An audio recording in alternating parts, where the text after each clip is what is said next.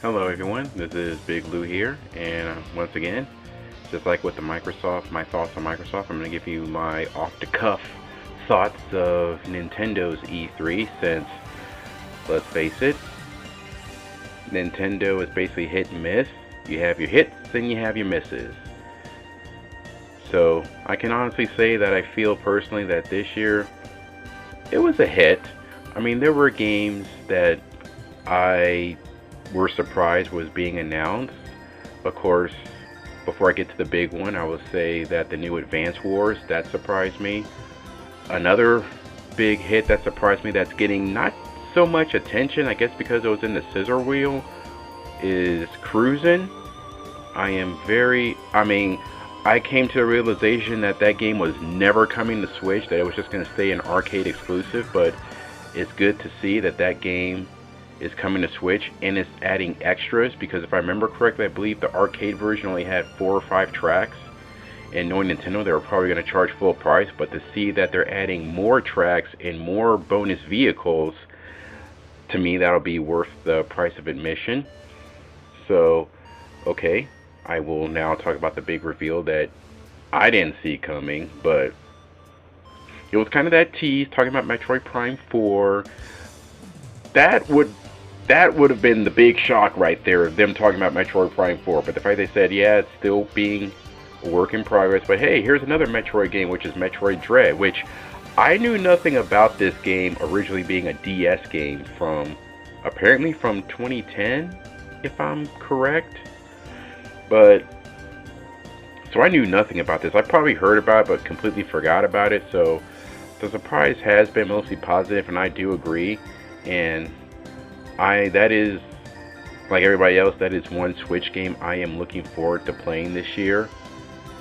And basically their big lineup of other titles is good as well. And of course, what's a Zelda game without being delayed? It was basically inevitable. So I wasn't too surprised I got pushed back to next year.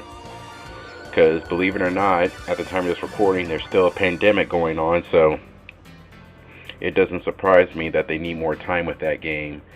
And I guess the other elephant in the room is about the infamous Switch Pro, or whatever it's going to be called, and put me in the camp of, I see this only coming out when the new Zelda comes out, which next year sounds about right, because Twilight Princess, GameCube and Wii, Breath of the Wild, Wii U and Switch.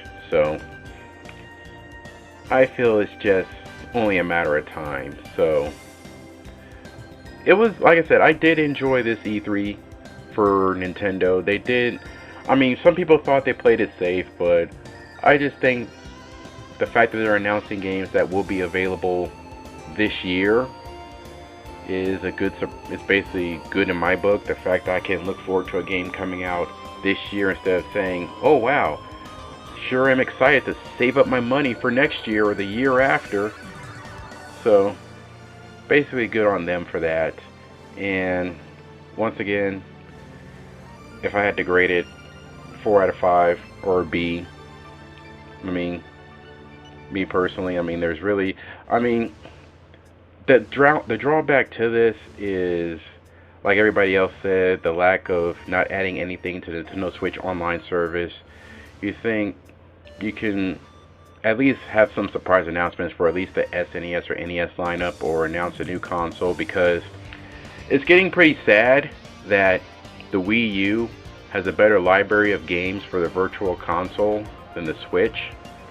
And I would say the Wii trumps all of it because it started this whole thing, but the Wii Virtual Console legally is no longer available.